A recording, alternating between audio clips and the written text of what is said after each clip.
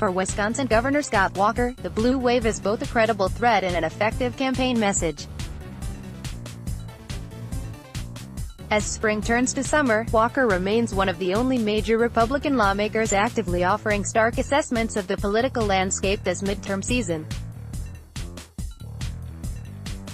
And he got an early start, too.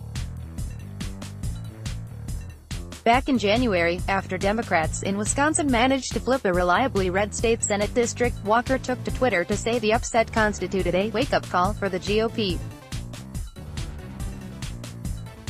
But by April, Badger State Republicans still hadn't gotten the message, and liberal Judge Rebecca Dalle won a seat on Wisconsin's Supreme Court by a wide margin. That sent Walker back to Twitter, where he reacted immediately by warning, "Tonight's results show we are at risk of a we need to wake up," he told activists gathered in Milwaukee. "This election is going to be tougher than any we've faced so far, and the consequences are greater than ever," said Walker, whose third term as governor is on the ballot this November. His remarks were met with a standing ovation. According to a Walker insider, the governor and his team have transformed his canary in a coal mine warnings into a major campaign strategy, sensing its powerful motivating effect. As that disastrous state Senate race unfolded in January, the source says Walker's immediate instinct was, "We have to use this." From there, his genuine concern evolved into a major strategic initiative that's led operatives to alter everything from call scripts to fundraising emails to the state party's direct mail strategy, seeping throughout the GOP infrastructure. His campaign told the Washington Examiner that all voter contacts this cycle have been geared around the warning signs evidenced in those state Senate and Supreme Court upsets, hoping to mobilize supporters early. National Republicans and some allied conservative media have their reasons for downplaying the signs of a blue wave.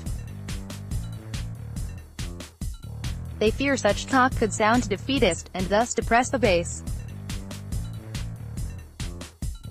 There have been some Republicans who have been a little nervous about Walker's approach, says one GOP strategist, hinting more towards DC Gophers than Badger State Republicans.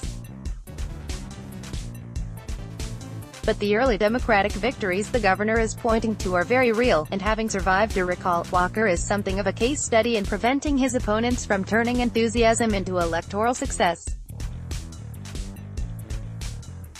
A recent Marquette Law School poll found a clear enthusiasm gap favoring Democrats, with 64% saying they were excited to vote this year, 10 points higher than Republicans.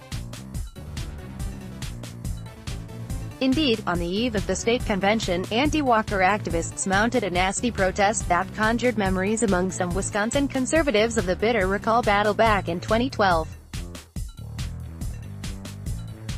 But the governor prevailed by more than 6 points in that race, and won re-election by a similar margin in 2014. Having fought and won alongside him for the better part of the last decade, Walker carries enormous credibility with the state's grassroots army. In a roundabout way, those races may have actually equipped Wisconsin Republicans to minimize the impact of a blue wave this year. There's already a red wall built to fight the blue wave, and that was the recall, the Walker insider argues. "We've got the infrastructure, we know what to do, we just have to shock the system." In order to do that, Walker believes Republicans need to spotlight their policy work, showing voters how the party's reforms have benefited them by focusing on the stories of real people. His campaign recently launched a series of advertisements following that strategy, each starting with personal stories, and then transitioning to endorsements of Walker's work on the topic in question.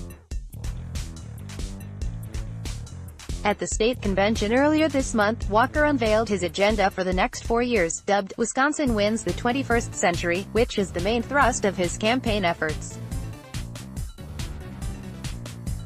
And Walker framed his pitch optimistically, touting the Republican accomplishments that have come under his watch to prove we've shown the world that common-sense, conservative reforms work.